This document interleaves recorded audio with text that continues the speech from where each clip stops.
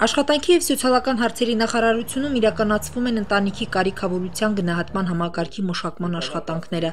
Բնակչության սոցիալական պաշտպանության համակարգում Արցախ համակարգի ներդրումը նպաստելու է, որպեսզի պետական աջակցությունը լինի հասցեական։ Այն նաև ուղենիշ է դառնալու ոչ միայն սոցիալական, այլև մյուս ոլորտներում ծրագրային միջոցառումների առաջնահերթությունը որոշելու և դրանք կյանքի կոչելու համար։ Համակարգի նպատակը ընտանիքը դիտարկել որպես սոցիալական պաշտպանության օբյեկտ, սոցիալական ռիսկերի տեսանկյունից առաջինը, սոցիալական աջակցության հասցեականության ապահովումը,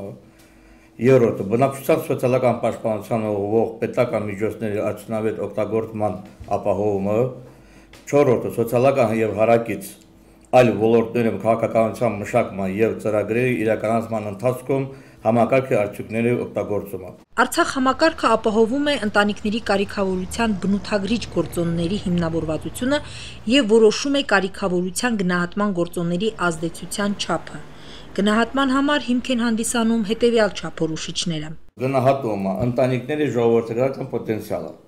ընտանիքի ինքնապահովման պոտենցիալը, ընտանիքի միջին տարիքի գործոնը, ընտանիքի մեկ անդամին ընկնող եկամտի քանակը, այլ եկամտի աղբյուրներ,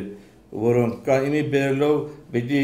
շեմը որոշվի, նշված ընտանիքի կարիքավորության շեմը։ Կարիքավորության շեմը որոշելու համար ուսումնասիրման աշխատանքները սկսվել են 2016 թվականից և շարունակվում են առ այսօր։ Փորձնականորեն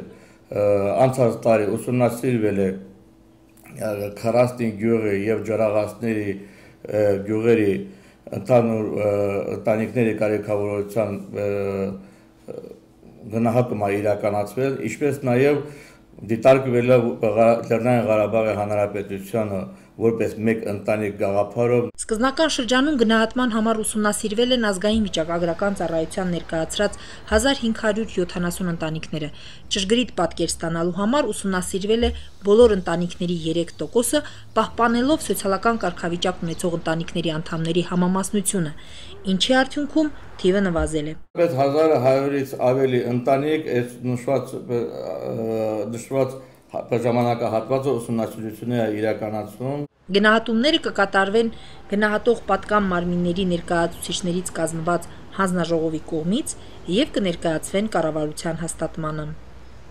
Գոհար Ռուստամյան, Մերուժան Մարտիրոսյան, օր.